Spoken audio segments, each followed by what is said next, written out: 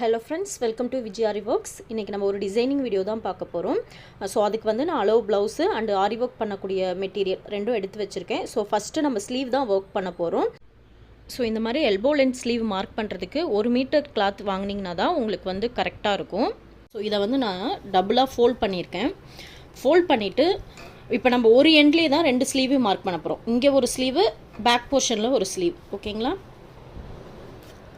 So இப்போ எப்போதுமே நம்ம கிளாத்து ஒன்ஸ் வாங்கினதுக்கப்புறம் இப்போ நம்ம இந்த எண்டில் வந்து ஒன் ஸ்கேல் அலவன்ஸை விட்டுட்டு அதுக்கு மேலே தான் நம்ம வந்து ஸ்லீவோட மார்க்கிங் எல்லாமே பண்ணணும். ஈவன் நீங்கள் பேக் நெக் பண்ணுறீங்கனாலும் சரி, ஃப்ரண்ட் போர்ஷன் வந்து இந்த மாதிரி எட்ஜில் ஒர்க் பண்ணுறீங்க அப்படின்னாலும் நீங்கள் இந்த மாதிரி 1 இன்ச்சுக்கு நீங்கள் விட்டுறணும் எப்போதுமே இந்த அலவன்ஸ். ஏன்னா சப்போஸ் எங்கேயாவது கிராஸ் இருந்தால் அதை கரெக்டாக அட்ஜஸ்ட் பண்ணிக்கலாம். ப்ளஸ் வந்து ஸ்டிச் பண்ணும்போது கம்ஃபர்டபுளாக இருக்கும். இப்போ நீங்கள் இந்த எண்டிலே வந்து ஒர்க் பண்ணிட்டீங்க அப்படின்னா அடித்து திருப்புறதுக்கு கிளாத் பத்தாது இல்லைங்களா? ஸோ அதுக்காக தான் இந்த சென்டர் பாயிண்ட், ஒரு ஸ்லீவோட சென்டர் பாயிண்ட். இதை எப்படி நான் எடுத்தேன் அப்படின்னா, நம்ம ஆல்ரெடி டபுளாக ஃபோல்ட் பண்ணியிருக்கோம். இதை எகெயின் நம்ம 4ஆக ஃபோல்ட் பண்ணும்போது நமக்கு கரெக்டாக பார்த்தீங்கன்னா சென்டர் பாயிண்ட் கிடைக்கும். இங்கே ஒரு டாட் வச்சுட்டு இங்கே ஒரு டாட் வச்சுட்டு நீங்கள் ஸ்கேல் வச்சு ஸ்ட்ரெயிட் லைன் பண்ணிக்கிட்டிங்கன்னா உங்களுக்கு ஆப்போசிட் சைடில் இருக்க ஸ்லீவோட சென்டர் பாயிண்ட் கிடச்சிரும். ப்ளஸ் வந்து இதை எகெயின் இப்படி ஃபோல்ட் பண்ணிங்கன்னா, இப்படி 4ஆக ஃபோல்ட் பண்ணும்போது இந்த ஸ்லீவுக்கான சென்டர் பாயிண்ட் வந்து நமக்கு ஈஸியாக கிடச்சிரும். ஸோ ரொம்ப ஈஸியாக நம்ம வந்து சென்டர் பாயிண்ட்டை மார்க் பண்ணிக்கலாம். ஸோ பண்ணுறதுக்கு முன்னாடி கஸ்டமர் வந்து எந்த மாதிரி டிசைன் பண்ண சொன்னாங்களோ அதுக்கேற்ற மாதிரி நீங்கள் மார்க் பண்ணணும். ஃபார் எக்ஸாம்பிளுக்கு இப்போ பார்டர் ஒர்க் மட்டும்தான் பண்ண போகிறோம், உள்ள சும்மா டாட்ஸ் மட்டும்தான் வைக்க போகிறோம் அப்படின்னா நீங்கள் மெயினாக இந்த எண்டில் மட்டும் கவனமாக மார்க் பண்ணால் போதும்.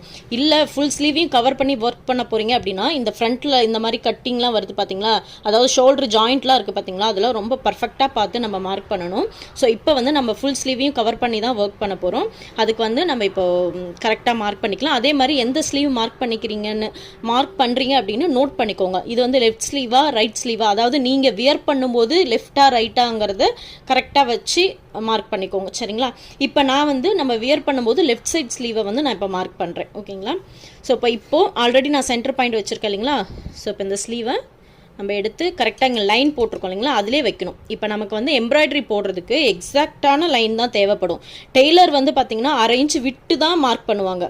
ஆனால் ஆரி எம்ப்ராய்டரி பண்ணுறதுக்கு எக்ஸாக்டாக மார்க்கிங் பண்ணணும். இப்போல வந்து ஃப்ரேமில் ஃபிக்ஸ் பண்ணிவிட்டும் மார்க் பண்ணிக்கலாம். இல்லை ஃபஸ்ட்டு ப்ளைனாக ஃபேப்ரிக்கில் வந்து மார்க் பண்ணிவிட்டு அதுக்கப்புறமும் நீங்கள் ஃப்ரேமில் ஃபிக்ஸ் பண்ணலாம். ஏன்னா இது நிறைய பேருக்கு காமனாக இருக்கக்கூடிய டவுட்டு.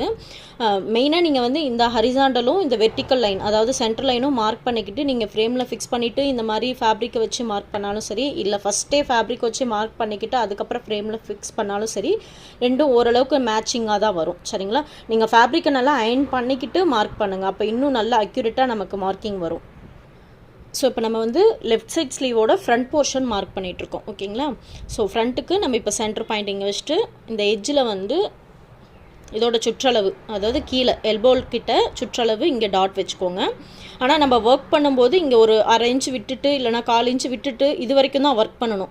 ஏன்னா அப்போ தான் ஸ்டிச் பண்ணும்போது அவங்க ஈஸியாக ஃப்ரீயாக ஸ்டிச் பண்ணுவாங்க. நீங்கள் இது வரைக்கும் ஒர்க் பண்ணிட்டீங்கன்னா அவங்களுக்கு அன்கம்ஃபர்டபுளாக இருக்கும். அடித்து திருப்பும்போது போய் நீடில் வந்து அடிக்கடி உடையிற ப்ராப்ளமும் ஆகும் டெய்லருக்கு. ஓகேங்களா? ஸோ இப்போ நெக்ஸ்ட்டு இங்கே சுற்றளவு மார்க் பண்ணிட்டீங்களா, கரெக்டாக வச்சு அழுத்தி பிடிச்சிட்டு ஸ்லீவோட ஹைட்டு கரெக்டாக அந்த சென்டர் லைன்லேயே வச்சுக்கோங்க. ஸ்லீவோட ஹைட்டு. ஓகேங்களா?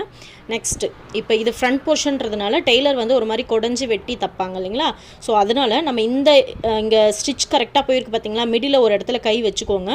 வச்சுக்கிட்டு ஃபேப்ரிக்கை திருப்பிட்டு அந்த இடத்துல ஒரு டாட் வைங்க. நான் பாருங்கள் ஆல்ரெடி வச்சுருக்கேன்.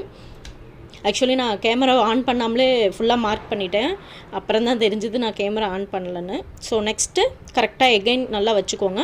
அதுக்கப்புறமா இந்த ஹார்ம் ஹோலில் இந்த இடத்துல ஒரு டாட் வச்சுக்கோங்க. ஓகேங்களா? அதுக்கப்புறம் இந்த சைடில் எக்ஸாக்டாக டாட்டர் லைன் வச்சுக்கிட்டிங்கன்னா போதும்.